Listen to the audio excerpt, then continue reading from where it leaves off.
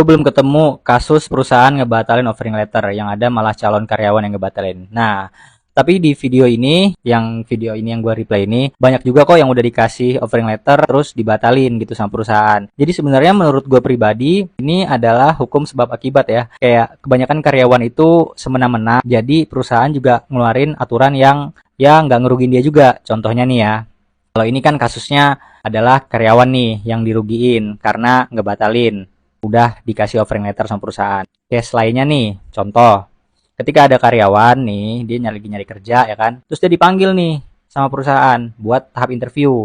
Ketika udah dihubungi, udah dikontak sama perusahaannya buat ngelakuin interview, malah si karyawannya ghosting, nggak ada kabar. Udah aja ngilang gitu kan, nggak ada kejelasan. Otomatis, kan padahal dia adalah kandidat yang terpilih untuk interview kan. Perusahaan kesel dong. Ya mau berbuat apa juga nggak bisa, masa diteror kayak, lu datang dong interview, kan nggak mungkin.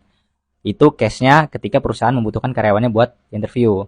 Tapi kalau posisinya dibalik coba, kalian yang pengen kerja, kalian nih udah ngirim CV, tapi kok nggak dipanggil-panggil, di ghosting perusahaan, kalian nyalahin perusahaan. Padahal perusahaan juga ngetapin aturan yang semakin ketat karena menghindari banyaknya main-main dari si calon karyawan ini. Jadi cobalah mulai dari sekarang, etikanya itu kalian buat para pencari kerja dibagusin lagi lah, dipositifin lagi lah, ditingkatkan lagi etikanya supaya sama-sama saling menguntungkan gitu. Perusahaan butuh kalian, kalian juga butuh perusahaan itu. Jadi sama-sama enak.